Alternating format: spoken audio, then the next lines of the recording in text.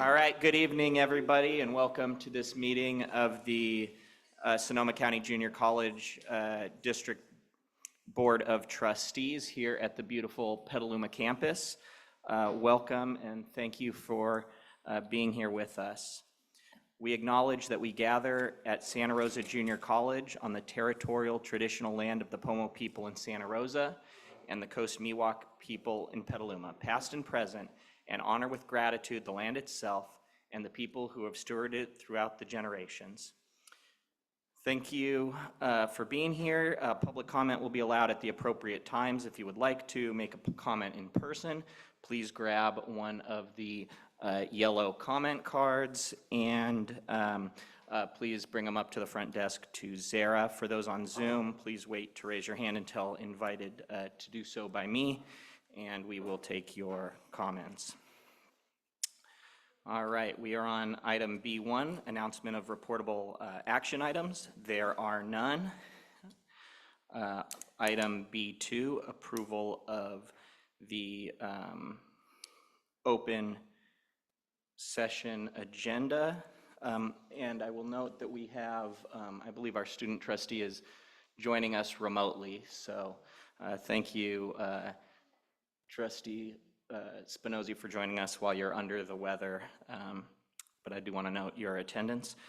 So on B2, approval of the open session agenda, do I have a motion and a second to approve the agenda?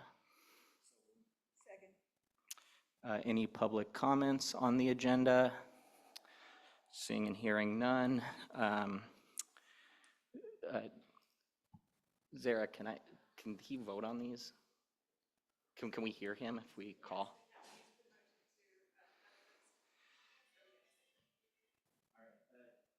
Student Trustee Spinozzi, if you're there, we'll take your advisory vote on the approval of the open session agenda.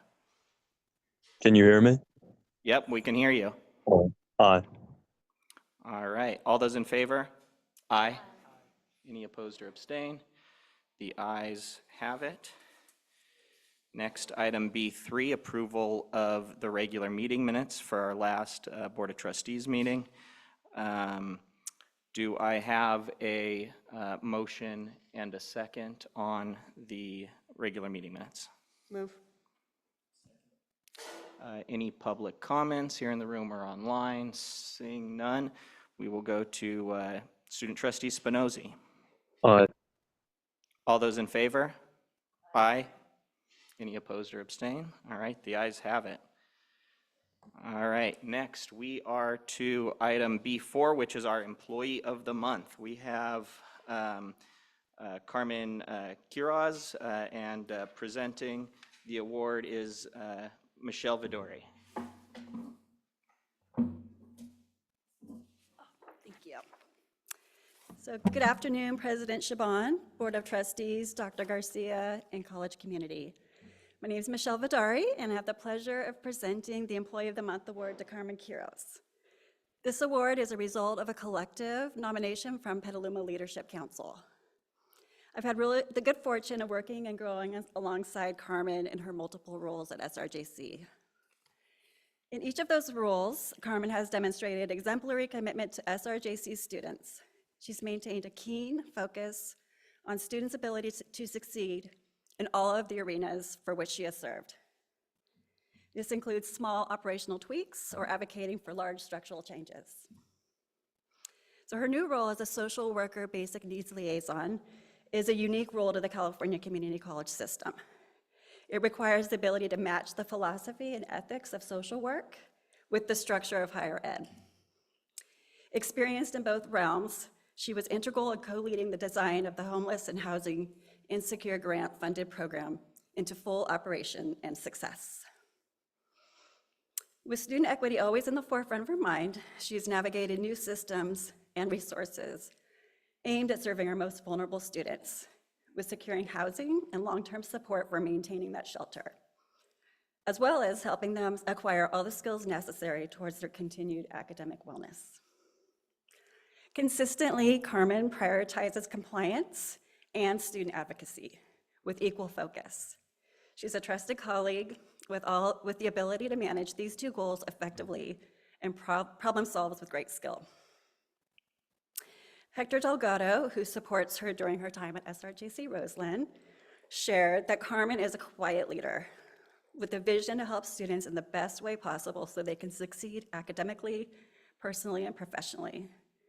She knows when to speak up, to advocate for students.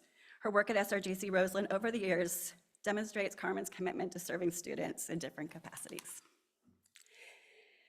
Well, her Be Care and Basic Needs Housing Program colleagues sent me their thoughts and reflections of her amazingness, of which I could not keep to myself, so we printed it all out for you. That's a lot. This is how amazing she is. But I'm just going to give you some themes. They're very common themes. Amongst them, they're referring to her dedication, her behind-the-scenes student advocacy, gratitude and appreciation from her peers as she's a mentor in this work, her critical role in her leading this program's development, her tireless compassion, and acknowledgement of the difficult work done in private and often without recognition. She is widely admired. Now, Carmen, we see you as a strong, silent leader in this work, and we know that it's hard work, and can often be difficult to care for yourself. So, for your gift, we celebrate you with prepaid airfare to your favorite place to get rest and relaxation, Hawaii. That's from your Petaluma family. And we go big around here. And SRJC also gifts you with this beautiful plaque and dinner and theater, which is also a great place for you to unwind. Thank you. Yeah, you're welcome. I'm going to leave this up here for you and then give you the time. Thank you. Congratulate Carmen.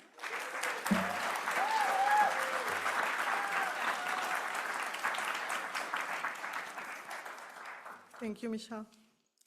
Good afternoon, Dr. Garcia and Board of Trustees members. I'm honored and privileged to be the recipient of this award. Your recognition reinforced my commitment to making a positive impact on the SRJC community. This award motivates me to continue learning and growing to serve our students. While this award is an individual honor, it is important to acknowledge the incredible team I work with. My supervisor, Michelle Bidari, the Petaluma Student Engagement and Success Team, my team members from the Housing and Homelessness Insecure Program, and my colleagues from the Petaluma Student Support Center. Their support, collaboration, and energy are what make my work easier and rewarding. Lastly, thank you to my family for always supporting me, guiding me, and encouraging me to do more. Thank you all for being here.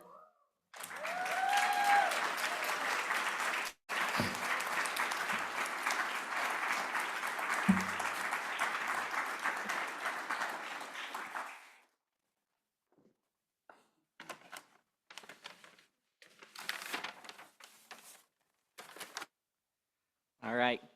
Thank you and congratulations on that very well-deserved recognition. And I always point this out, if you and your loved ones, colleagues, supporters don't want to sit through the rest of the board meeting, you don't have to. So feel free.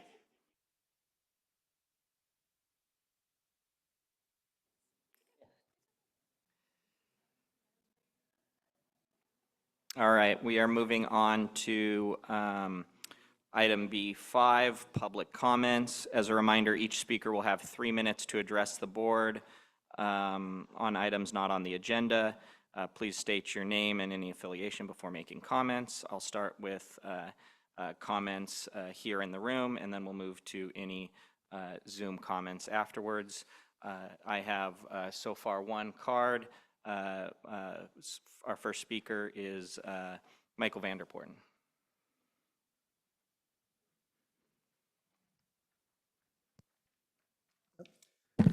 Thank you. Good afternoon.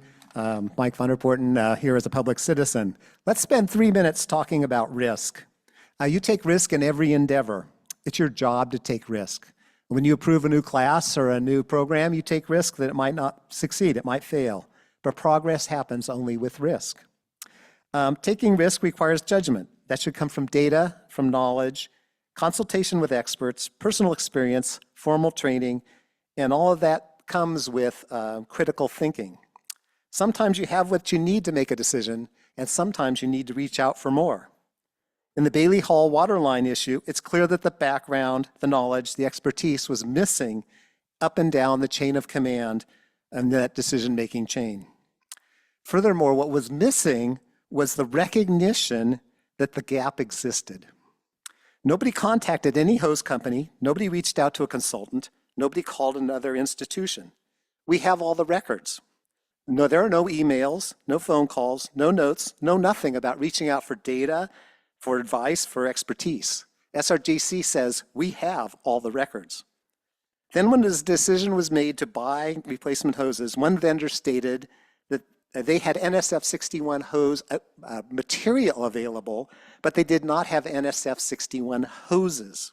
That is the couplings, the adhesives, the lubricants, the processes, the factory, the supply chains, the record keeping, all of that had not been shown to be safe for potable water.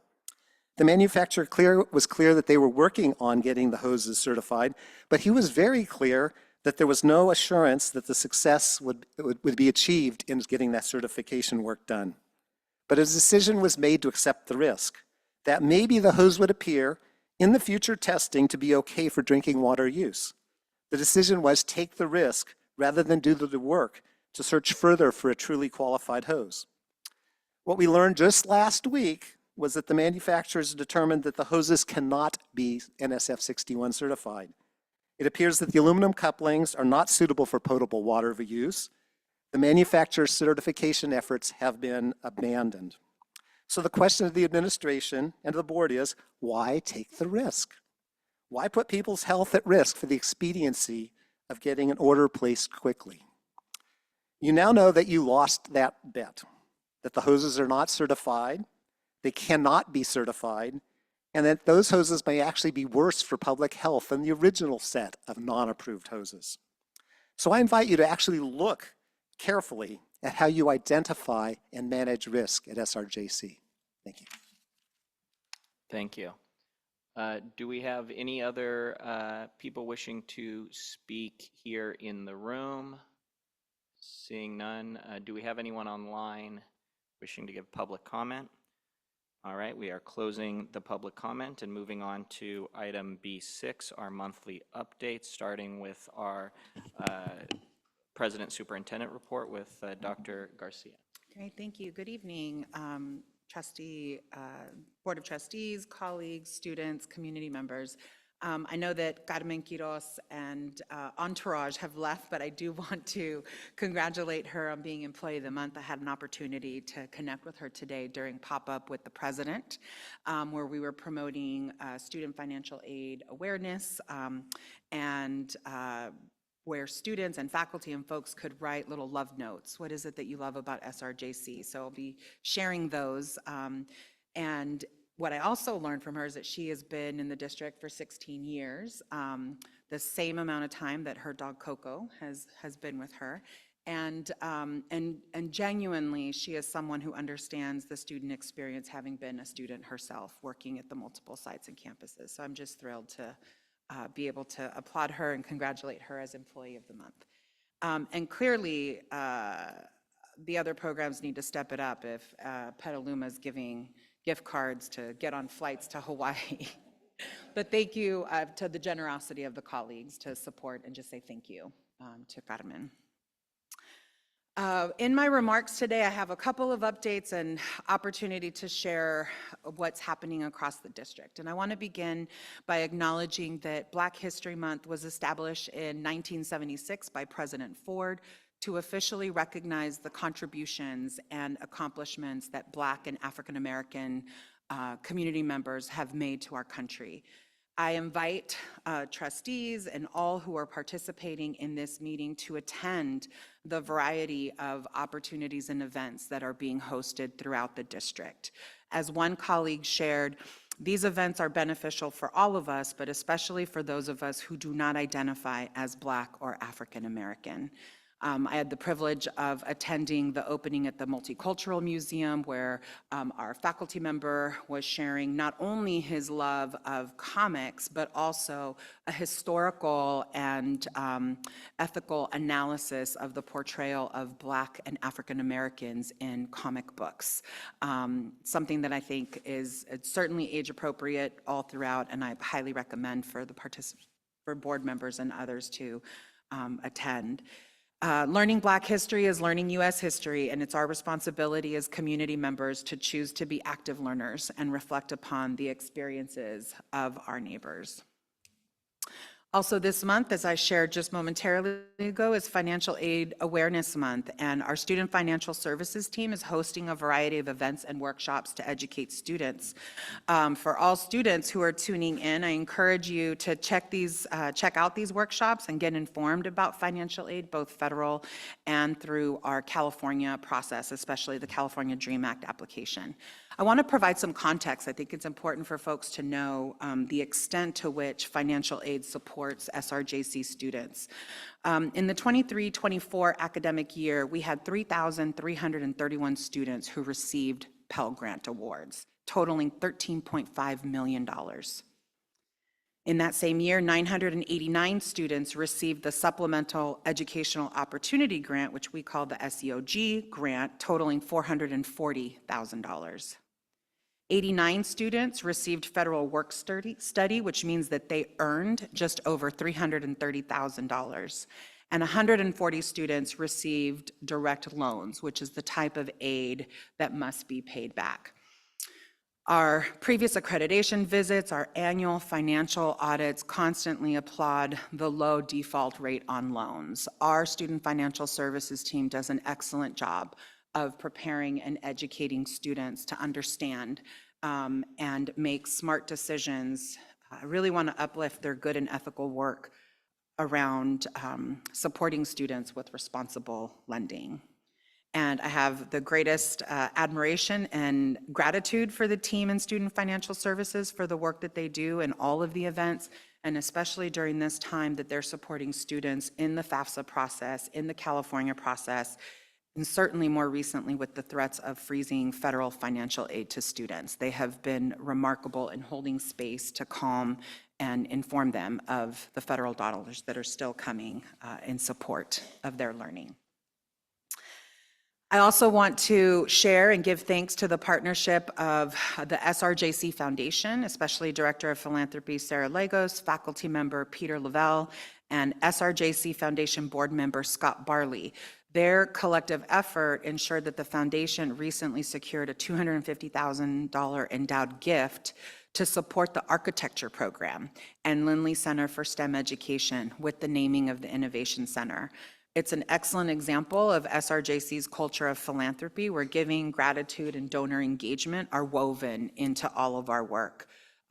We are making intentional the connection of the foundation and the district, because all of those efforts are in support of students, support of faculty and staff who support students, and for us to achieve and realize our mission. This part for me, I always say that I'm the geeky nerd that gets excited about this, and maybe not others, and this is around our participatory governance and board and administrative policies. But College Council continues to do its work. It is a collection of representation from constituency group leads, including Senate leadership, from students, classified professionals, faculty, union leadership, classified Senate leadership, and district leadership. It has been a great space where we have engaged in some good, hard discussions around board policies and administrative procedures. And we're wrapping up a year-long self-review of our participatory governance. So I look forward to bringing that to this board later in this semester for your support and approval of the participatory governance process. And really the intention around that is we want to make clear where folks know throughout the district at which point and in which spaces they can provide input into the decision-making process. It is not a mystery.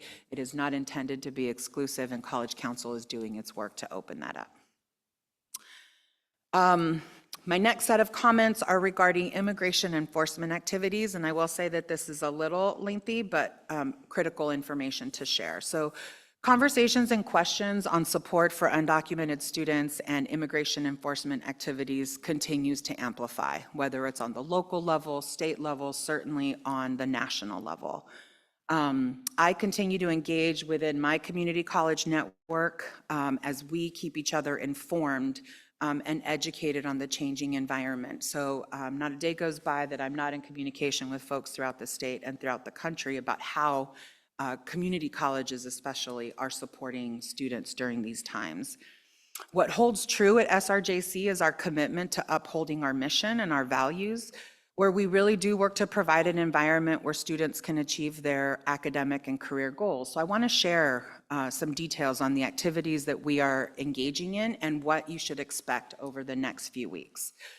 So to quickly recap the what we've done, this Board of Trustees, or a version, maybe not this exact configuration, but back in 2017 passed Resolution 5-17 declaring SRJC a safe haven for undocumented students and marginalized populations.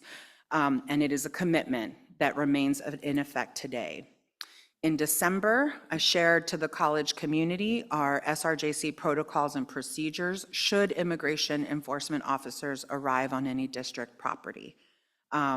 We also completed a management training on these protocols and procedures, training 1 in December. We've created an SRJC immigration information flyer to support employees should they encounter inquiries from immigration enforcement officers. This resource is publicly available on the Undocu Immigrant Dream Center website. And in January, we held a management team training to deepen our understanding of the environment and our immigration protocols and procedures, helping to inform what will be our administrative process. So what the community can expect moving forward: College Council will receive a draft of AP 3415, Immigration Enforcement Activities, outlining how to respond to inquiries and requests, which will serve as our public-facing procedure for students, faculty, classified professionals, administrators, and community members to access. We have internal protocols for contact activity, where we are doing the work at the cabinet and the office of the president level so we can quickly respond and address if and when activities from immigration enforcement officers are present in any district site. There are 3 professional development activities day sessions later this week. One is SRJC best practices for supporting undocumented students. The second is Undocu Ally Training, Part 1 of a 3-part series that's going to be made available to everyone. And 3, a Know Your Rights training. The latter 2, the Undocu Ally Training, is provided by First Gen Empower, the Know Your Rights training by Vidas Legal Services. This is our part of wanting to make sure that we're educating students and colleagues throughout the district to be informed, or at least know how to share the information with students. We will be distributing yet another informational flyer, which will have a quick step, like the what to do if. Here's step 1, 2, 3, 4. So really trying to make it clear, because I do not expect nor believe that employees should be in the position to make any determinations. That falls on the responsibility of me and my office. And so we're wanting to support employees. This flyer will be distributed across the district for placement in classrooms, break rooms, other areas. And lastly on this one, the website, we're working to enhance both the SRJC and the Dream Center websites for easy access to resources and frequently asked questions to support students and reinforce our commitment to undocumented students in the broader community. The fact is that there's information that really changes on the daily. And so trying to provide that level of update, what I would love to do is just communicate here that please go to the Undocu Dream Center website for the most up-to-date on frequently asked questions, informational resources. That should be your go-to site for those materials. I'm proud of the collective efforts that we're doing. I believe that we are acutely aware of how our institutional and surrounding community is facing a period of significant transition. So we're going to continue to share timely, transparent information that supports and benefits students. And In closing, here's where I want to end the comments, to kind of just think about the state in which we are in, the messages that I'm receiving, the communications that I'm getting from students and colleagues. I want to share about building upon a message that I sent out on February 3rd, and that was titled United Against Hate. The state of our country and world is contributing to fueling unease, anxiety, and fear about safety, security, and our livelihood. We are seeing an increase in speech and behaviors that are fueled with hate and intended to divide us. And as humans, we're often interacting with one another from these emotions, often compounded by generational trauma, microaggressions, and outright racial battle fatigue, gender battle fatigue, disability battle fatigue, living my truth battle fatigue, and so on. It's exhausting to be in a constant state of rapid fire against those we care about, including college students, the LGBTQIA+ community, undocumented members of our community, and leaders and educators who work towards a more just society that's diverse, equitable, and inclusive. We at SRJC are in a community that is a public educational institution that values access to higher education, academic freedom, critical thought, and being responsive to our community. As a part of the California Community College system and public higher education system in our state, SRJC will continue to be a place for students and the community to access higher education to achieve their goals, regardless of their immigration status or who they love or how they learn or how much money they have or which political affiliation they support. We are a public institution. I just have to pause there for a moment. There's a lot of emotions about this in case it's not evident, colleagues. These are hard times, and I am committed to leading from a place that uplifts community, that shows commitment and maintains curiosity, so that we may rise above the behavior of judgment and assigning malintent when we interact with one another. To my colleagues and community, please consider engaging in this space of community and curiosity. I truly believe that we have enough with the muzzle velocity politics that is counting on us being distracted, afraid, and frenzied in our response. This strategy is counting on us to yield our power without doing our work, to understand the distinct roles between the branches of government. As an educator and president of this district, I am in an active learning mode, engaging primary sources and grounding my knowledge on facts and lived truths. I'm in daily contact with educational, political, and legal leaders across the state and country because, quite honestly, it is required of me during this time to be in these roles and in these conversations. But, colegas and community, I can't do this work alone.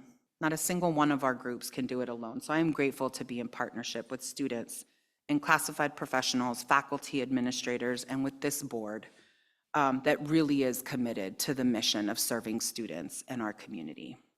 Every day that every one of us shows up to be excellent in the role that we play in this district is another day that students can count on stability, support, and knowing that their livelihood, that their career and academic goals will not be ignored.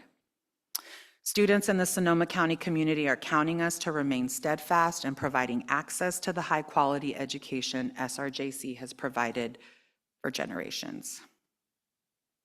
I'd like to close by thanking our SRJC Petaluma crew for the media services, for all the work and preparation to hold this Board of Trustees meeting. That concludes my remarks for this evening. All right, thank you very much, Dr. Garcia, for those important words. Next, we'll move on to the foundation report from Trustee Fishman. I have to take a minute for absorbing all that. Okay, the foundation is excited to launch a new program this year that will teach students about philanthropy and grant making and will culminate with the students awarding a grant to the SRJC program. There are a dozen students in this first learning cohort, including several international students. This year's David and Didi Del Monte lecture will feature naturalist Jose Gonzalez, who will speak to the SRJC community about healing our severed relationship with nature and each other.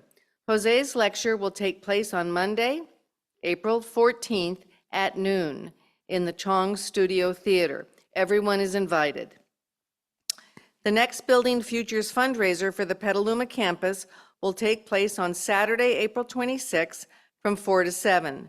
The foundation is partnering with Friends of the Petaluma Campus Trust, but it's a different name now, and our colleagues on the Petaluma campus to raise money for the Construction Training Center and other Petaluma campus needs. We want to thank our good friends at the Exchange Bank for the $15,000 lead sponsorship and the $10,000 sponsorship from the NorCal Carpenters Union. Through the end of December, the foundation has secured $6.7 million for scholarships and programs.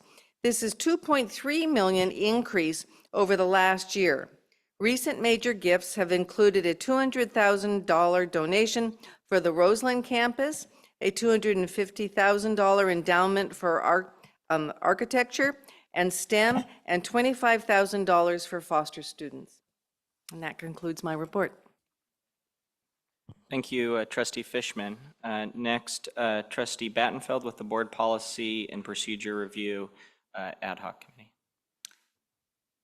The Board Policy and Procedure Review Committee, which is an ad hoc committee, met last month, and we are continuing to review and update our policies related to the board, and you will see several of them on the agenda for a first reading today. And we will continue to make our way through the policies as we move along. We're making good progress, so thank you.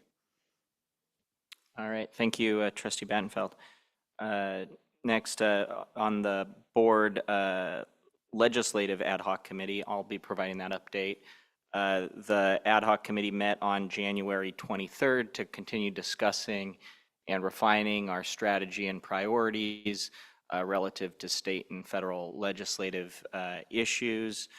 I'd also share that in furtherance of that and in coordination with the California Community College League, we Trustee Battenfeld and I had a very productive initial round of meetings along with Dr. Garcia, with our legislative delegation from Sonoma County, Senate President Pro Tem McGuire, Senator Christopher Cabaldon, Assemblymember Damon Connolly, Assemblymember Cecilia Aguiar Curry, and Assemblymember Chris Rogers.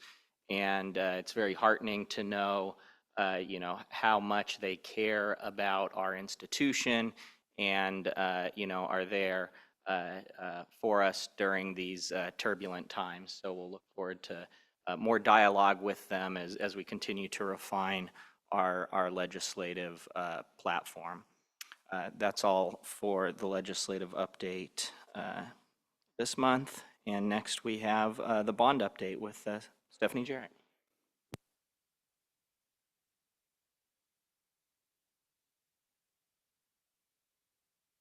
Of the board, Dr. Garcia and college community. I have a brief update for you this month. Starting with facilities operations projects, both the facilities maintenance building installation project and the Quinn storefront projects are complete, and we will be bringing a notice of completion for you next month for approval. We also have, we're going to be moving forward with the Forsyth HVAC and re-roof project beginning this summer. Here in Petaluma, the project is currently with the Division of the State Architect, DSA, for review, and the architect is addressing comments that have been received. For the Pioneer Hall Security Project, we've received comments from the DSA that we are currently addressing. For the Race Hall Classroom, the project is still in the design phase, and with the added media services audiovisual scope, those docs will be submitted to DSA later this month. Moving on to our Towser Gymnasium renovation. You can see in the photo, we're about complete with the new roofing at the east and west wings. We've also installed a new ADA compliant staircase and elevator. And we are almost complete with the carpentry as well as the mechanical and plumbing work. In the photo at the top is the wall framing, which will receive new wall pads with graphics, including the new Roscoe. And then on the outside, on the exterior, the existing brick is being restored. You'll note on today's agenda, we have contract amendment number 6 for $25,500 to TLCD Architecture, and that is for additional design services related to DSA approval.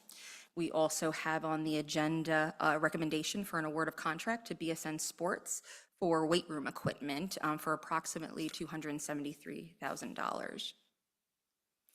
And Cundy Hall renovation project. So this has now been completed, and we had faculty and staff able to move in early last month. So this is now home to EMLS and the HEP program. The photos show the break room here, and the student support area and computer lab. So it looks great. Moving on to the Emeritus Roofing and HVAC Modernization Project. This is almost complete. On the board agenda, we have a negative change order for $84,538, which brings us to a total change order to negative 1.2%. And this actually includes a credit to clear the unused construction contingency by a relocation of the chilled water unit on the rooftop and other miscellaneous additive and deductive costs. So we are hoping to be able to bring the notice of completion to you for approval next month, and we will be requesting from the state to reallocate that $84,000 credit to the Forsyth project. And SRJC Roseland. For the Student Center at SRJC Roseland, we have completed the pad formwork. The footings are poured, and we're currently working on the electrical and the plumbing in that area. And weather permitting, we'll be able to pour concrete later this week. And then lastly, for Heritage Hall, we are working on the ADA code upgrade in the restroom. And we have no other items on the agenda today. Happy to answer any questions. Thank you.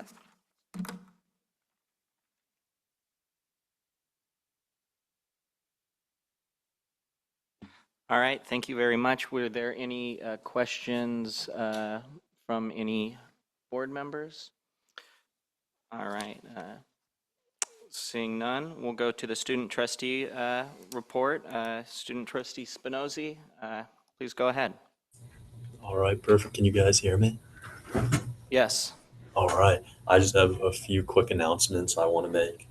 First and foremost, do not eat Safeway sushi, or you're going to end up like me, not present with food poisoning. I don't feel too well, so I'm sorry. I couldn't make it, guys. And then secondly, I just want to touch on something I've had a few students reach out to me about regarding 911 safety on campus. And I've heard some concerns from students, pretty much just about the potential delays. They have questions that arise. I think the district's done a really, really great job to address that, but I think we should try to find a way to, bring this to the students who are concerned. Because I've talked to them and I said, the district's handling it. Things are, everything's okay now. And, they didn't know until I was there to tell them. And then the second thing I want to touch on is just AB 1705 and its impact on our students. While the intent of this, this legislation is to streamline degree completion, many students will struggle with the removal of pre-calc and basic English courses. That's what I've been told from students I've talked to. They said they don't think they would have been able to make Calculus 1 or Calculus 2 if they didn't take, what's considered a foundational course. And not every student enters college with the same academic background. Some are returning after years away, many, many years, and I've had many friends who've come back after college willing to pursue their degree after 4 or 5, sometimes even 10 years. And they need this extra support to kind of build back their foundation. And some are first generation students. And others, as I said, simply just need some additional support. And now with the remedial courses going to be eliminated, many feel lost, overwhelmed, and discouraged. And I don't think we can ignore the reality that a one-size-fit-all approach does not serve every student, especially at a JC, where we're exposed to serve every student. This just simply doesn't. And I want to urge everyone in the room to advocate for a solution that prioritizes both student success and equitable access to education. Thank you. All right, thank you very much. I hope you feel better soon. Next, we'll go to other board member comments. Any board members wishing to share an update? All right, Trustee Martinez, please go ahead. So first, I'd like to give out kudos and congratulations to Trustee Bailey. He was awarded a Warrior Impact, Warriors like basketball, award about 2 weeks ago, I believe, for mentorship and guidance to over 10,000 students. And so congratulations. That's all the details I have. But I'm excited because as a former student at Sonoma State, when he was there, I'm part of those 10,000. So congratulations on that. I know he's very humble, he doesn't say anything, but I got all the info from his wife.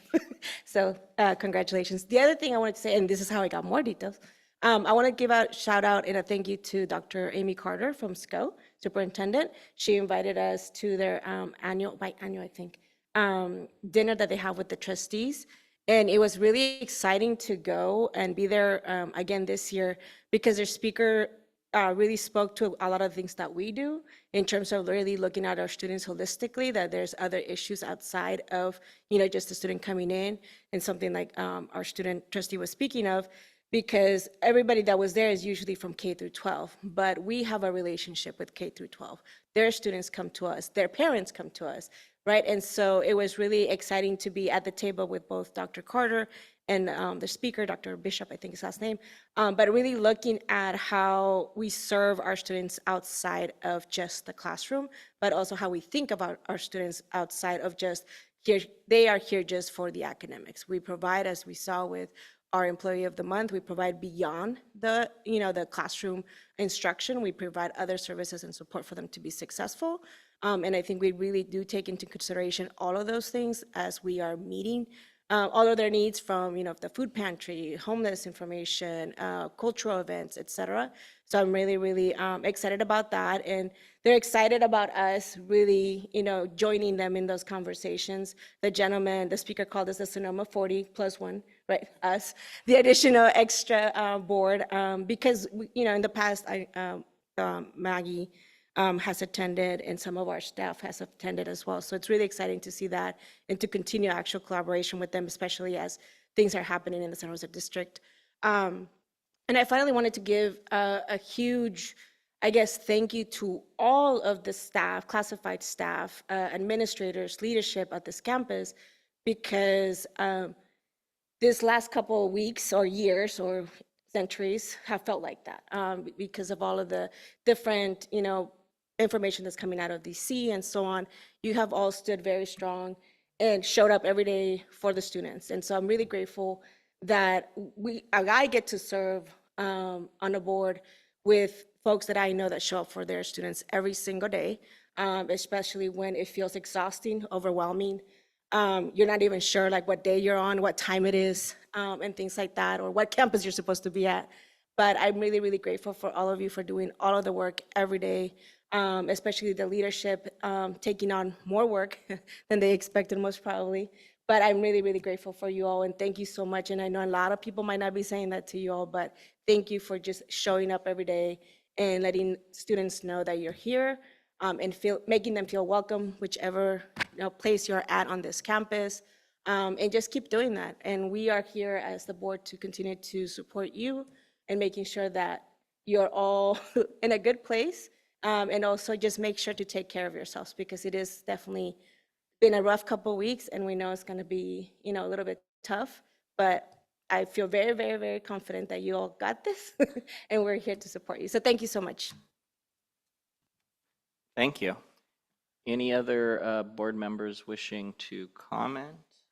All right, seeing none, we'll move on to item B7, a monthly report, starting with the Academic Senate report with, is John Stover? Oh, there you are. Excellent.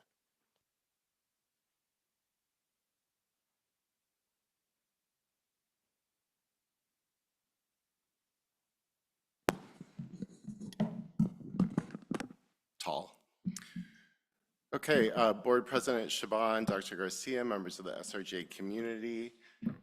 Here are some highlights from our recent Senate meetings, January 15th, February 5th. We also had a retreat on January 24th. So on the 15th, we approved the establishment of a work group to bring recommendations back for online teaching certification for SRJC faculty who teach online, which is exciting.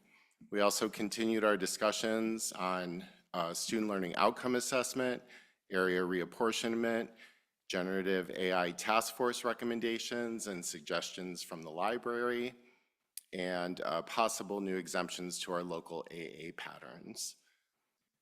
On Friday, January 24th, we had our retreat and we engaged in community building, planning discussions, and we piloted a focus group that is supporting the development of action steps from every constituency in the college: faculty, students, classified, and administrators.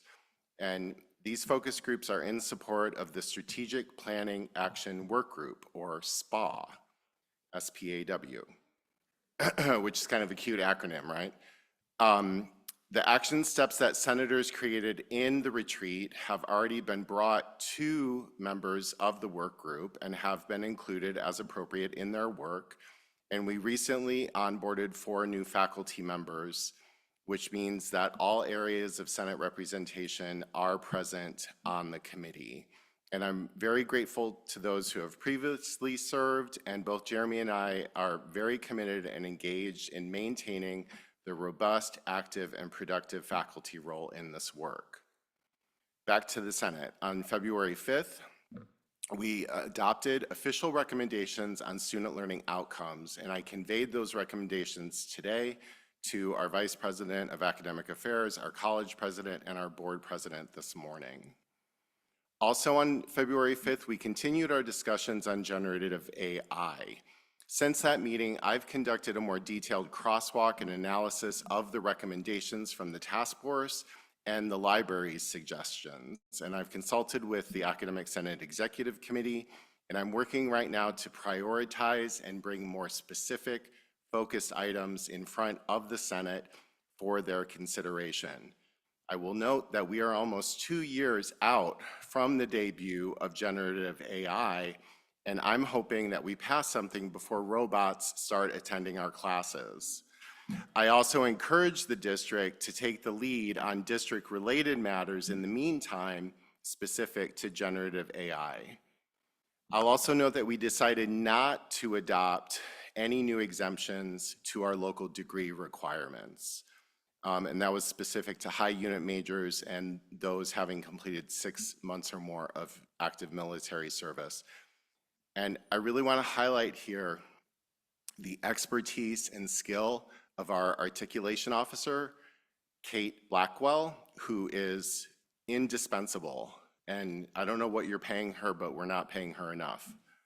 I also want to note that Dr. Garcia and I have been in conversation in follow-up to the 4.3.2 faculty hiring procedure forwarded a year or more ago, and the official reply from the district with AP 7120A. I'm running out of time, so I'll just note a couple things here. First of all, faculty role in faculty hiring policies and procedures is defined by Ed Code. And it states in part that it needs to be developed and agreed upon jointly by representatives of the governing board and the academic senate. Not its representatives, the academic senate. So I am working closely with Dr. Garcia in partnership with my vice president, following our AP 2410 process to offer feedback. We are in conversation. We are working on jointly developing a proposed AP that we can bring in front of the Senate so they can either endorse or say no, and we will go from there. I'll just note that I'm looking forward to our spring PDA day. I'm grateful for all of you, all the work that we do together. I'll note that my partner is currently in Uruguay figuring out a possible exit plan if we need it. So as somebody who is genderqueer, I am very aware of the situation that we are all living in and the danger that exists to us all. But not to end on a down note, I'm just going to say thank you for letting me be of service and our ongoing efforts to advance our students in their educational goals. And I really appreciate you all. Thank you. Thank you very much. Next up, we have the Classified Senate report with Classified Senate President Linda J.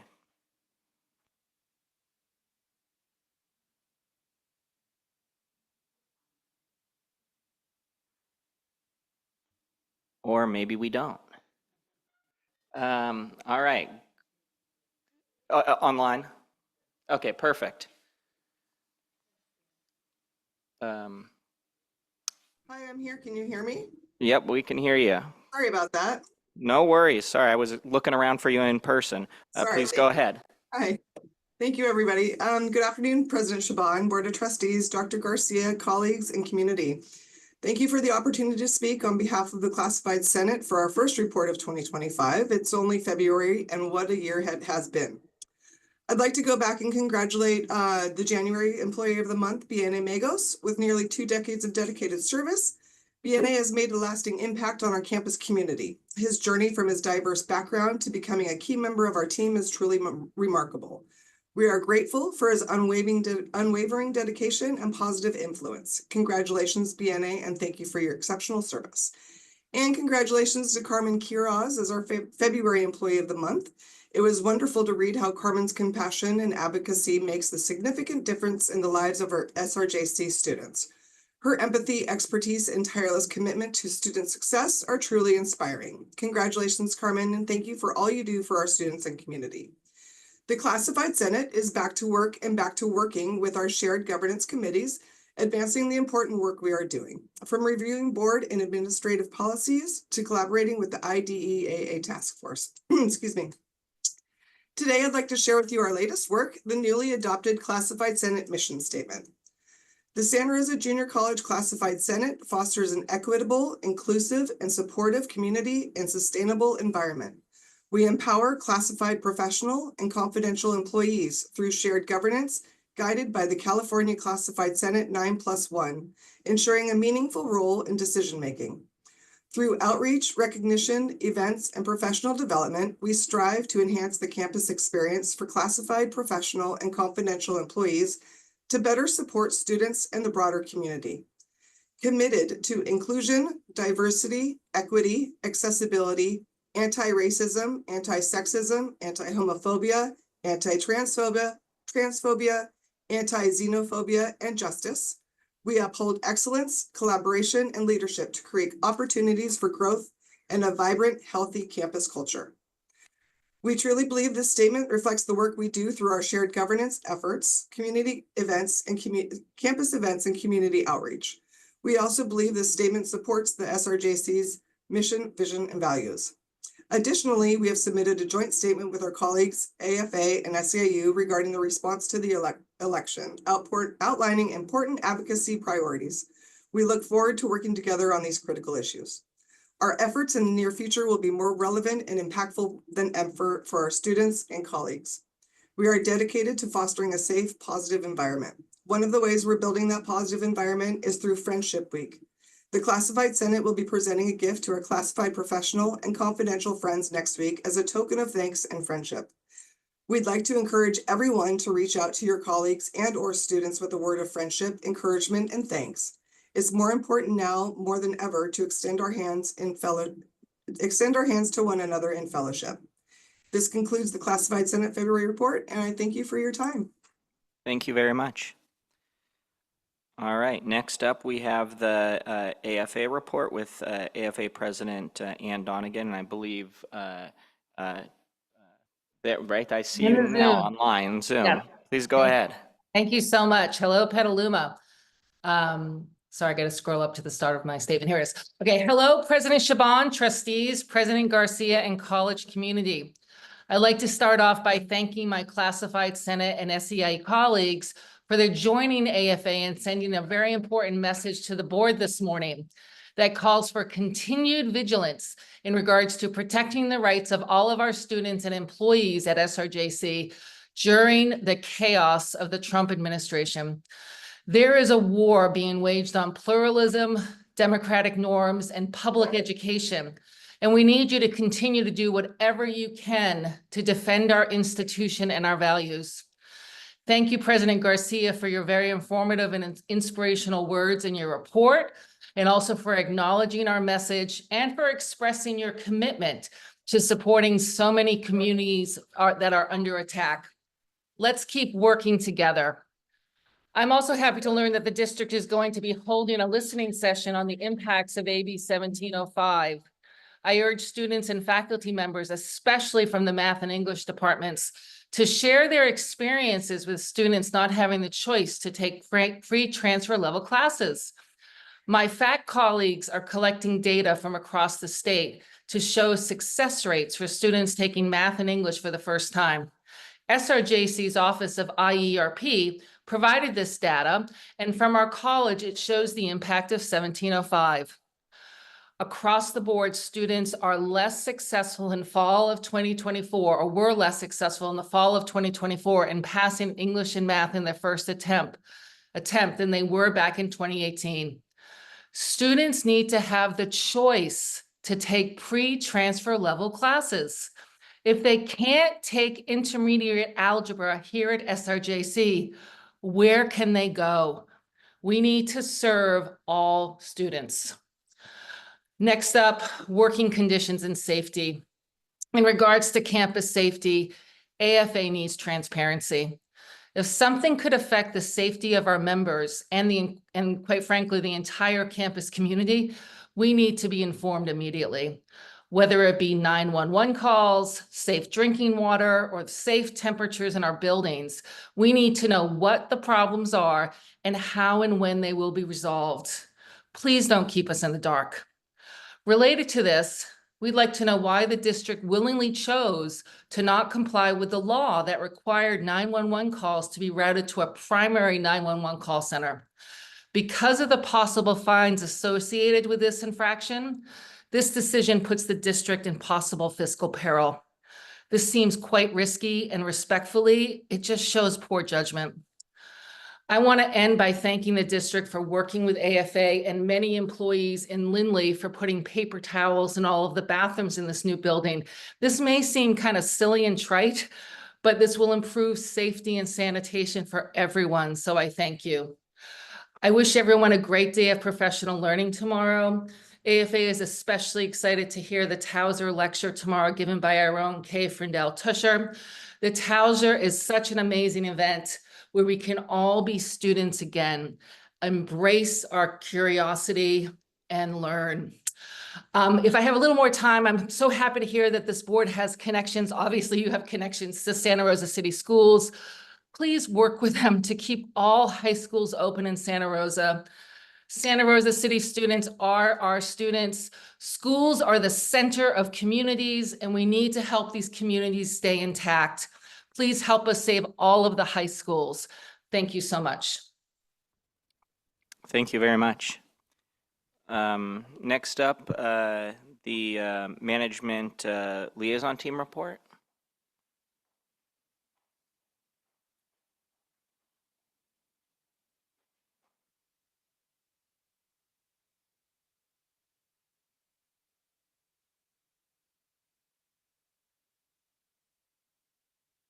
Used to a few other people being in queue before me. Good evening, Board President Shaban, trustees, Dr. Garcia, colleagues, and college community. At our recent management team retreat, we focused on an essential yet often tricky aspect of leadership: feedback. Whether we love it, dread it, or carefully craft our responses to avoid it, feedback is fundamental to how we grow as individuals, teams, and as an institution. Part of the retreat programming was facilitated by Elaine Lynn Herring, who explored the 3 essential types of feedback that every leader should balance: appreciation, coaching, and evaluation. Appreciation is the simple yet powerful act of recognizing someone's efforts and contributions. Coaching helps people improve by offering guidance, redirection, and encouragement. Evaluation is the feedback we associate with performance reviews, rankings, and assessment. It answers the question, where do I stand? And more importantly, what's next? One takeaway from the discussion was the importance of giving these 3 types of feedback in a balanced way. Receiving feedback can be just as complex as giving it. Understanding the reactions of others helps us manage them, both in ourselves and in others. We learned that the real key to effective feedback is making it actionable and clear. Managers recognize the need to be more intentional about how we give and receive feedback. It means recognizing that some people prefer direct, in-the-moment feedback, while others need time to process. It means knowing that constructive feedback isn't a criticism, it's an investment in someone's growth. And most importantly, it means ensuring that feedback doesn't just happen in formal reviews, but is a natural, ongoing part of our work culture. As we move forward, the challenge is to put this into practice. How can we give more balanced feedback? How can we make it clearer, more actionable, and less fraught with unnecessary drama? We should be asking these questions not just in leadership meetings, but in everyday interactions. And if all else fails, let's start with more appreciation. Because at the end of the day, we all want to know that the work and effort we put in is appreciated. And with that, I'll take any feedback on this report, and I do appreciate appreciation first. Thank you very much. Thank you. Much appreciated. All right, we are moving on now. File item C1, Ethnic Studies Program Update. It was a written update, but Dr. Garcia, I believe you're going to provide a little bit of commentary on that. Yes, so trustees and community, so you'll notice that over the past agendas, we've been putting these program updates. We are a large district. We have so much going on throughout the different sites, and it sparks an opportunity for engagement. So let me just kind of share. In this one, we are providing an update, some background around ethnic studies, the fact that it is new to SRJC by a few years. And while we should feel incredibly proud that we have an ethnic studies program department and that we brought it in, we still have work that needs to be done in this particular area. So this here is wanting to make sure that you have information readily available to you to know what's going on with ethnic studies at SRJC. And it's also helpful understanding its connection to when you might hear our K through 12 high school partners talking about requirements and connection for ethnic studies as well. So this is an informational to provide to you and to the broader community. I'm happy to take any questions if you have any, but I wanted to provide that context. Yeah, thank you very much. Are there any public comments in the room or board members wishing to speak? No, I just want to say that I really appreciated how it was written. It was very contextualized. It was well done. And it helped me understand some things I did not understand. And so I appreciate that. Great. Thank you, Trustee Fishman. Any other board members wishing to speak? I will say I do think it's it's a big value to have these written reports and just in general to give us the opportunity to ask questions, to think about them, to provide necessary, policy direction, et cetera, but also for the broader community to see them. So I do encourage everyone, if you didn't read the attachment, they're actually fairly concise, and I think they're chock full of a lot of good information, and so you will see those on a monthly basis. Great. All right, moving on next to file item C2, Student Equity and Achievement Program Update. Yes, so in the similar vein to what I just shared about the Ethnic Studies Program, the Student Equity and Achievement Program is, this particular update gives you information on a service area and the ways in which we are responsible, like all the other California community colleges, to have a student equity plan on file with the state. The key component to pull from here is that as a district, we are using disaggregated data to examine the disproportionate impact with some of our student population. So this is something that you're going to see in later presentation around the student equity plan update. But this is to show the broad scope of what the student equity and achievement plan program looks like in true public education, higher education fashion. It's evolved over the years. It's brought in multiple programs. And so we just thought it was important for the trustees and the community to know what the components are. So in that handout, you will see everything back to where it's grounded in ed code, what the goal is. And trustees, you also have a handout in front of you with just some examples of the kind of work that takes place through the Student Equity and Achievement program. Thank you for that overview. Are there any public comments on this information item?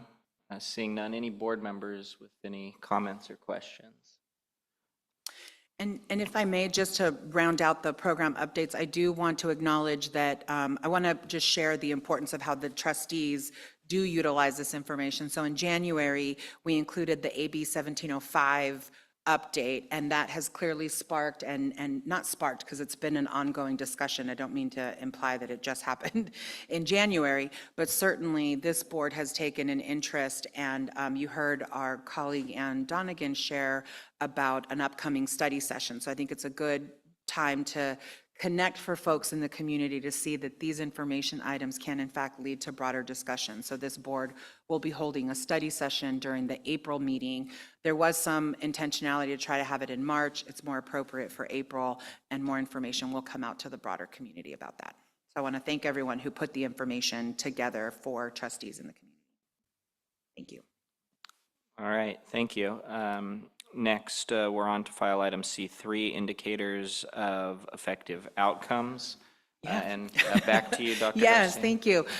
So in this, we have Dr. Jeremy Smotherman, who's coming before the trustees and the community to talk about and provide context and background on our indicators of effective outcomes. I want to remind the trustees that this was something where you asked for follow-up information. As a matter of fact, it was at the last board meeting that we had in this very room last fall semester, where Dr. Smotherman presented a lot of information, and this board asked for, can we get just a little bit more analysis? What can we pull from this, and what's important to identify and highlight? And so Dr. Smotherman has prepared a presentation as a follow-up to the fall presentation that was brought before you all. And so with that, I'll yield over to Dr. Smotherman. Thanks. Thank you, Dr. Garcia. Good afternoon, President Shaban, Board of Trustees, and community. So we are going over our indicators of effective outcomes. Specifically, we want to make sure that we are tying this into what exactly we're trying to accomplish here at SRJC. One of the more important things is looking at our accreditation standards related to institutional effectiveness and connecting to our mission. So this is standard 1.5 of the 2024 ACC-JC set standards. So everything that we're doing is making sure that we are following the mission of SRJC. When we're coming to you regarding KPIs, indicators of effective outcomes, it's important to know that we have three main things that we're providing to you. One, it's either something that's federal, so that's related to ACC-JC. Two, state, currently that is the Vision 2030, or something that we're having locally, which is our indicators of effective outcomes. How we utilize those is that our federal standards really look at supporting grants, like we have our HSI designation and being able to apply for those grants, things related to career education and our Perkins funding. It supports us in terms of state funding. So for us, we've received grants related to the Native American students, our Rights and Scholars program in the areas for student equity and achievement and workforce. And then locally, we just look at how exactly are we successfully implementing these programs related to our mission and our goals. So one of the things I wanted to make sure that we provided to everybody is how everything works together, because we have three different buckets. Some of them are aligned, some of them are a little bit different. So for example, on this first slide, you see that enrollment is a common theme amongst all the different areas, but completing transfer level English and math and persistence from first term to the second term is not something that the federal government is looking at. That's a state metric, and we also look at it locally. We see here that this is where there's complete alignment in terms of transfer success, academic program success, and then course completion. The state looks at job employment, so does the federal government. The federal government also looks at the licensure pass rates for our career education programs. We refer to those metrics consistently in our local metrics. And then we're looking at equity measures as well. The equity measures that we use are defined by Ed Code. You see at the bottom, we have Ed Code 78220 that defines all the populations that the state has defined as populations of risk that have disproportionate impact. So those are all the areas that you see in terms of ethnicity, veterans, first generation, all those different categories. Those are all based off of Ed Code. So our indicators of effective outcomes, where are we at right now? When we're looking at successful enrollment, this is something that we look at every single semester. We have a goal of achieving 63% of students that are applying that come. We are currently at 58%. So we're still working on progresses and activities to help raise that number up.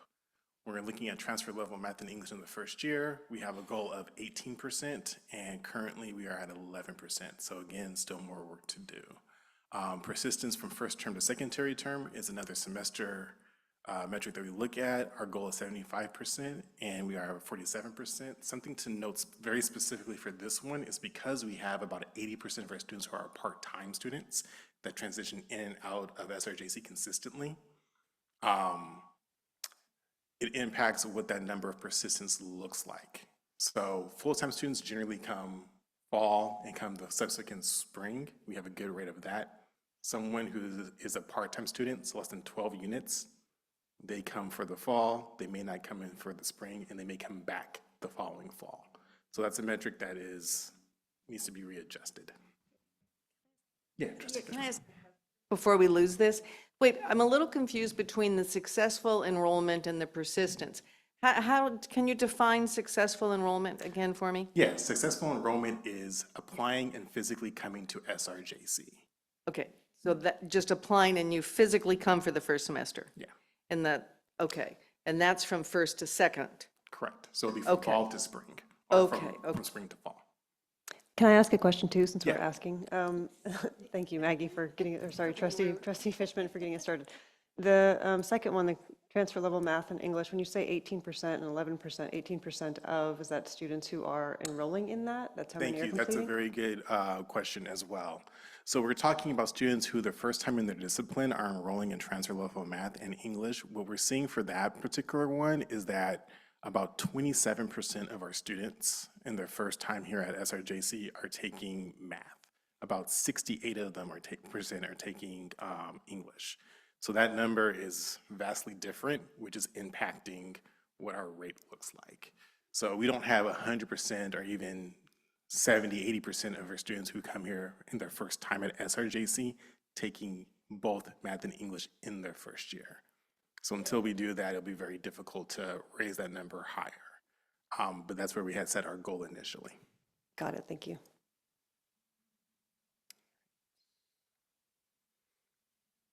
Okay, we're looking at transfer success. Again, this is completing transfer within inside of a 3-year time frame. So we look at this annually. Our goal is 25%. We're currently at 12%. Again, something that's impacting this number is our part-time and full-time ratio. If a student is continually taking part-time, so less than 12 units, it's very difficult to complete your program for transfer in a 3-year time frame. So that's something that we're trying to address. Yes, Trustee Banenfeld.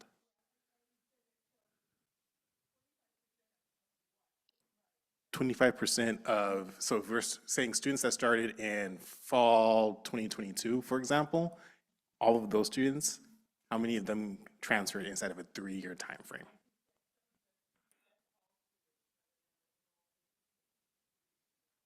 Correct. Correct. And then you'll see the same thing when it comes to academic program completion, our associate degrees and our certificates. Associate degrees do include our transfer degrees. We have goals of 20%. We are currently at 8 and 10%, and that is, again, within a 3-year time frame. And so the part-time, full-time ratio is coming into play for this one as well. One of the things that we are looking at is separating out our local metrics from part-time and full-time students. That's not something that the state does. They take that entire year, that cohort. But when we're looking at setting our goals and judging ourselves based off our mission, that's something that we feel like we need to pay closer attention to. And then course completion. This one we have a goal of 75%, and we are currently at 74%. So students are completing courses when we normally expect, or how we normally expect them to in terms of their success. So that's where, again, we're looking at what is the impact on all the other metrics, and that part-time, full-time ratio ends up being a consistent theme that we're seeing. Yes. Trustee Valdovinos, could we do this just on the microphone for people that are viewing this online? And Yeah. let's run questions through the chair too, just. Got it. For the completion of academic programs, can you remind me what the goal is for the associates and certificate degrees? It is 8% for the associate degrees, 10% for the certificate. So I'm those- sorry, I have it backwards. It's 20% for each one. Got it. Okay. Isn't a function of transferring often the completion of an associate's degree? Not necessarily. So for requirements to the University of California and to CSU, the main ones that we transfer to, it's about unit completion and course completion that you need. A degree is very helpful, especially when you're completing an associate degree for transfer. That helps out with a lot of lower division classes. And currently, like the UC still has IGETC, which is the general education that helps move people forward. So it's not completely tied together. Got it. Okay. Thanks. All right, and then so for our equity measures, again, we look at all the areas that I previously talked about, and looking at Ed Code again, Ed Code 78220. From that, we see that in most of our areas, Black African American students, first generation students, Hispanic, Latinx students, Native American students, and Pacific Islander students are disproportionately impacted in multiple groups. This is information that was provided to the board last October, where it was very detailed and specifically listing out what the groups are for the metric. And we had a conversation about how disproportionate impact is highlighting the fact that there is an issue, and that's probably connected to societal trends. So, okay. So the main thing is, again, our analysis. Going back to what I was mentioning regarding transfer level math and English, we have less than 30% of our students that are taking transfer level math in their first year. So regarding that metric, it's been a little bit of a challenge to understand how to parse it out correctly, since we only have 30% of those students. So if you look at our success rates and how many students are taking math and English at the same time, it's not as dire as it looks like when you're saying an 11% success rate versus the 18% goal. It's just about the population in terms of how many are taking the classes. And again, we're looking at persistence from primary term to secondary term. That goes back to the full-time and part-time. Again, about 80% of our students are taking less than 12 units, so they are part-time students. And when you're looking at the metrics, a lot of it is connected to having a 3-year time frame of completion for transfer or degree completion, or 1 year for transfer level math and English. It's a little bit difficult to expect that to happen inside of that time frame if they're not full-time. So we need to make an adjustment to ensure that our part-time student population is being recognized and we're addressing their needs as well. Dr. Smotherland, Yes. clearly to understand that even our students that are taking part-time students, our students that are part-time, the completion rate of the students are in fact completing their classes at a percentage rate of 74%. But again, okay, thank you. All right, and then I always want to make sure that we bring this back to our mission in terms of why are we looking at these metrics. Our equity metrics, we utilize them because we are trying to provide a welcoming and anti-racist environment centered on social responsibility and cultural awareness. But specifically in terms of our academic offerings, we offer associate degrees, certificates, transfer preparation, workforce preparation, and community education programs. That is what's reflected inside of our metrics that we're looking at. So how to utilize this information further? Referring to our ACCJC standard, again, standard 1, our indicators of effective outcomes can be used for the trustees to determine any decisions that they have related to policy or any of your fiduciary responsibility. You know, are we meeting our mission is what we're providing you as information connected to what we're trying to accomplish as the district. Additionally, any advocacy strategies that you want to implement, you can utilize our indicators of effective outcomes to communicate clearly what exactly we are doing with our community and how we're supporting students and how we're moving things forward with the education of SRJC and our mission. And this is all connected to Board Policy 1200, our mission, vision, and value statements. Thank you for your time. All right, thank you. Are there any other board member comments on this item? Are there any public comments? Seeing none. Thank you very much for that presentation. I think you're coming back shortly.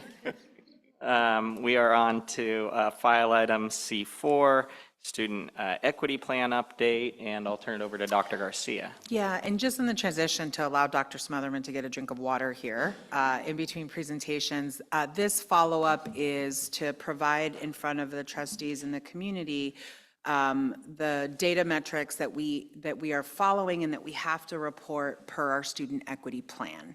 And when constructing the agenda, thought that it was important for the indicators of effective outcomes to lead, because that's broader goals. This now is going to tailor into how the district is attempting to do its work to mitigate disproportionate impact. Again, really trying to address that a student's identification with any myriad of characteristics does not relate to their completion or success. And so that is what this presentation that Dr. Smotherman is going to provide for you all this evening. All right, long time no see. So thank you for the introduction, Dr. Garcia. I will get right into it. So a little bit of background, our Student Equity and Achievement Programs is established by Ed Code, and this is where we have the aspect of our Student Equity Plan. And part of receiving funds from the state is that we have to have a student equity plan on file and active. So when we completed our student equity plan, the last version was in 2022, 2025. So as you can see, we are coming up at the end of this particular plan and preparing for the next one. We said that we would not rely solely on activities to address fundamental systemic issues that we have here at SRJC related to student equity. And that our goal is to make sure that we're advancing equity through adjusting policies, procedures, and practices. So making sure that we are addressing activities, but it's not just limited to activities. And that also that we're going to rely heavily on the data narratives of students of disproportionately impacted populations. So that way it's not just saying I see a particular number, it's understanding the impact of that number and understanding the community that we're really trying to support. Let's see here. So background for our data, we have a baseline year that represents where we started at SRJC. And we have goals that are established that are based off of the baseline data. We have outcome data of students that represents either the 2023 or 2021, 2022 year.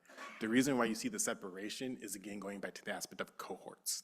If it's a 1-year metric, we just use the year when they came in. If it's a 3-year metric, we have to keep them inside of 2021. Then you're going 2021, 2022, 2022, 2023, and then you'll have your outcome. So that's why it's a little bit separate. For our student equity plan, the area that we focused on, or the population that we focused on, is first-generation students. So all the information that is being presented today is solely on first-generation students. And I've also provided, again, for your information, the metrics that we use. So it is program completion, so that's certificates, that's associate degrees, and transfer, instead of a 3-year time frame. Completion of both transfer level math and English in their first year, persistence from first term to secondary term, and then transferring to a 4-year institution in 3 years. And then just again, connecting this back to the 3 areas that we generally see, this one is the state.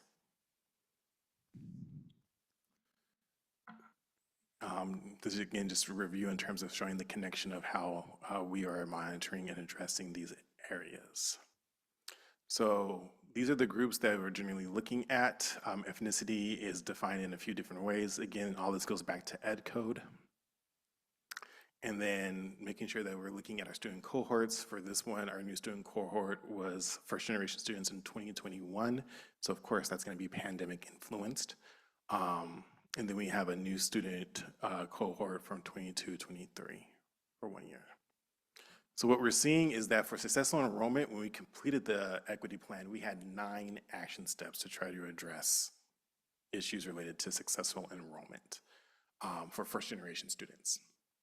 We had a baseline of 25%, we had a goal of 35%, and we got to 33%. So we made positive inroads there. For completion of transfer level math in English, again, this is an annual one. We had 13 action steps, quite a bit. Our baseline year, we saw 10% of students completing transfer level math in English. Our latest outcome year, we've seen 8%. Our goal is always going to be, or currently is 18%. So a little bit of fluctuation that we're having inside of there. And again, the full-time, part-time number is impacting that, even with our first generation students. So just a reminder, this is specifically just first generation students. The previous slide was all students in that cohort. We're talking about persistence from first term to primary term. We have a baseline of 64%, a goal of 75%. Our institutional standards for ACC, JEC, as well as what we're putting in for the state. And then the outcome for first generation students was 63%. So no significant change in that, but still not necessarily meeting the goal. For this one, we had 7 action steps. So going into the 3-year cohort metrics, again, just providing you the number of populations so you can see impact.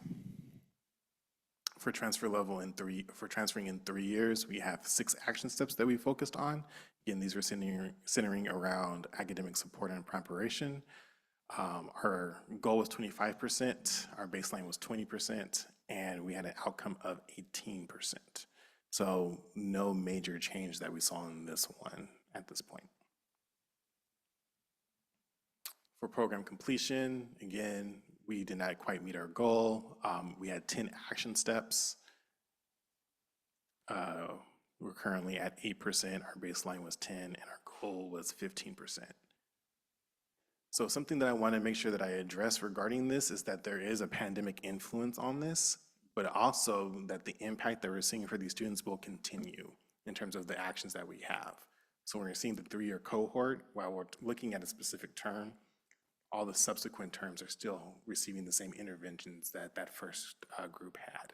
So we are looking to see what the continual impact of our strategies were. They may not have been in that initial group, but in the subsequent groups, we hope to see something more.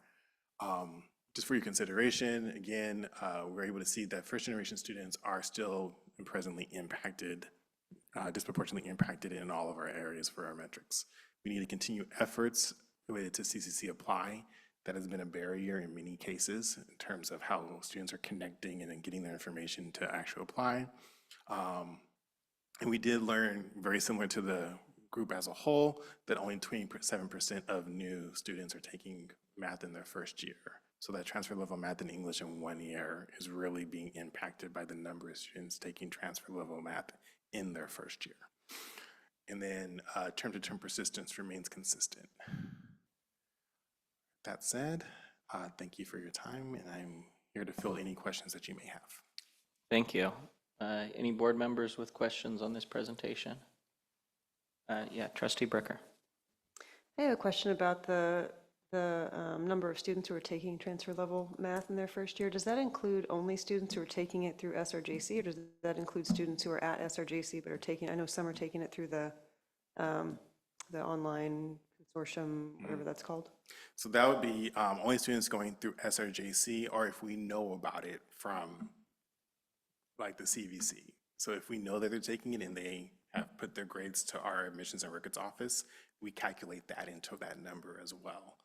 One thing that it does not include is students who are taking our Psych 9 class, which is a stats class for psychology. That is not provided a math top code. So that specific course doesn't count towards meeting transfer level math and English in the first year. Thank you. All right, any further questions? Yeah, Trustee Fishman, please. Yeah, just so I understand your language, because sometimes when you talk about the action steps, I remember you listing the actions, seen some of them before. Is that the same language? Is that what you mean when you talk about strategies? Yes. So that you're talking about, so there are different strategies for each, to accomplish each goal? Correct. Right, and do they work at cross purposes sometimes, or are they in conjunction? Or, you know, when there's 6, is that 6 part of the 10? I mean. Got it. Thank you for the clarification of the question. They're all separate in terms of how they are addressing each other. So for example, the action steps are the strategies for successful enrollment. Those were not connected to transfer level math and English in the first year. So they're each separate steps. So so when we look at this, is it helpful to go back and look which strategies or action steps have been successful? Yes. Or to change them, or to amend them, or, you know, improve them, get rid of them? I don't know. No, You know, that's a I mean, good is that the comment. guts of what you're looking at, or what we should be looking at? Yeah, I would say that's the guts of what we're looking at. We're trying to make sure that the strategies that we have in place are impactful in terms of their support for students. And if they're not, how do we adjust, or how do we make things a little bit more nuanced in supporting our students? So that's something that we're constantly trying to evaluate the And look effectiveness at. of those strategies. Thank you. All right. Yeah, I just had, I assume it's in it, but, you know, there are so many students now that come in and they may already have, say, math or English credits through dual enrollment or through AP or IB, but I assume that's that's included in. So that wouldn't be included in transfer level math and English in the first year. So the way it's been defined for us in Ed Code is that it has to be when you're at SRJC. Students who've completed it previously, we remove them from the cohort to be paying attention to. So they're not in the cohort, so they're just not counted at all. So that's For that not a metric. negative. Correct, it's not a negative. But it doesn't help us positively. Correct. So, all right. Is that a state? That's a so? So if we have like a dual enrollment class in stats, that's, okay. Interesting. Thank you. All right. I didn't call for public comments yet on this item. Is there anyone in the room with public comments? Seeing none, thank you very much for the presentation. Next, we're moving on to file item C5, and we'll take these as a group, C5 to C10, the board policies and administrative procedures, and Dr. Garcia will provide overview. Yes, I've just been given the remote here, but am I supposed to press play? There we go.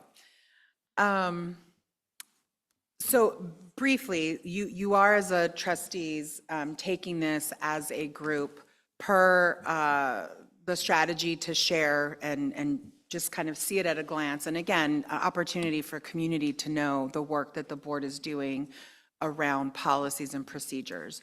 On the left-hand column are the board policies or administrative procedures that are on the agenda for a first reading.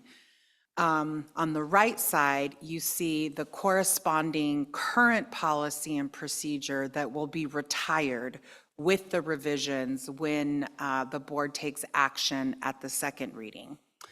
So you can see that the first one, BPAP 2320, is about special and emergency meetings. In implementing that one, then we retire 0.19 for meetings. And you go down, the next one is regarding quorum and voting. BPAP 2340 on agendas. I do want to take a note here because there are 2 current policies and procedures that would be retired. So that 0.19.3, the construction of an agenda, and part of 0.19.4, advance delivery of meeting materials.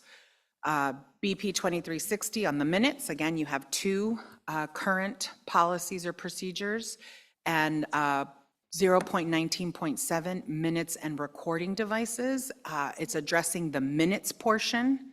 That's why it says partial. And then down below on BP AP 2365 recording, you see 0.19.7 again for minutes and recording devices. So this is just at a glance, the slate of the board policies and administrative procedures that your ad hoc group has done the work to review on behalf of the board, and this is what's before you for first reading tonight. Thank you. All right, thank you very much. Do I have any public comment on this information item? Seeing none, do I have any board members with comments or questions?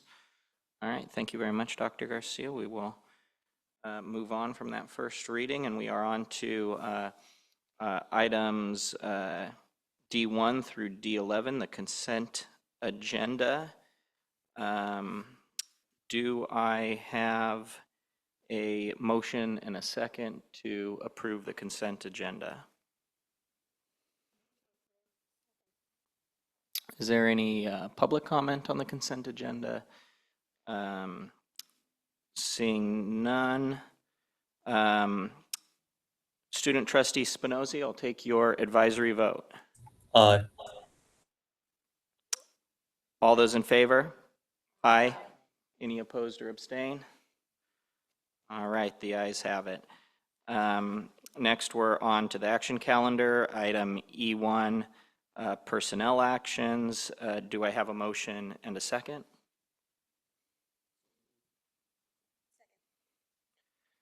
Do I have any public comment or board member comments? Seeing and hearing none. Student trustee Spinozzi. Aye. All those in favor? Aye. Any opposed or abstain? All right, that measure carries. Item E2, the warrants for December 21st, 2024 to January 17th, 2025. Do I have a motion and a second? All right, are there any public comments or board members wishing to comment? Seeing none. Student trustee Spinozzi? Aye. All those in favor? Aye. Opposed and abstentions? Trustee Battenfeld abstains. Next, item E3, instructor load reports for fall 2024 and spring 2025. Do I have a motion and a second? Any public comment or board members wishing to speak? Don't see any. Student trustee Spinozzi. Aye. All those in favor? Aye. Any opposed or abstain? All right. Trustee Battenfeld abstains. Next, item E4, the quarterly financial report. Do I have a motion and a second? Any public comment here in the room or online? Seeing none, or board members wishing to speak? Student trustee Spinozzi. Aye. All those in favor? Aye. Any opposed or abstain? All right, the ayes carry. Next, we are on to file item E5, consideration to enter into an employment agreement for an unrepresented employee. Do I have a motion and a second?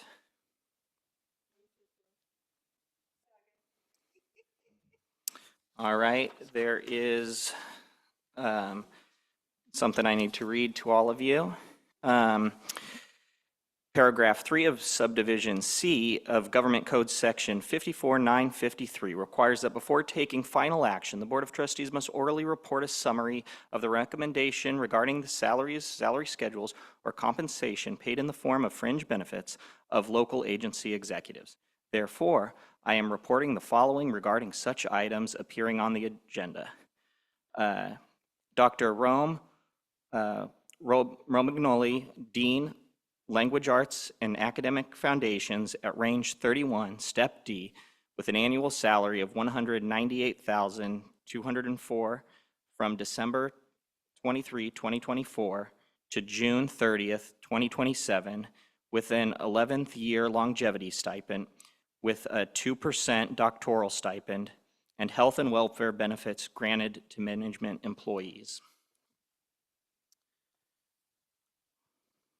After hearing that, are there any public comments here in the room or online, or board members wishing to comment? Seeing and hearing none. Student trustee Spinozzi. All right, all those in favor? Aye. Any opposed or abstain? All right, the ayes have it. And then the last item, E6, Resolution 2-25 to change changes to the adopted budget. Do I have a motion and a second? All right, any public comments, either online or in the room? Not seeing any, or board members wishing to comment? This requires a roll call vote. Kalani, please call the roll. Student trustee Spinozzi, Oh, I said aye. okay. Trustee Bailey, trustee Battenfeld, trustee Bricker, trustee Fishman, trustee Martinez, trustee Valdovinos, board president Shaban. Aye. All right, thank you everybody for sticking with us. I noticed the people in the couches in the back look especially comfortable. I'm thinking for the next meeting, we're looking at bean bags at the March meeting. This meeting is adjourned.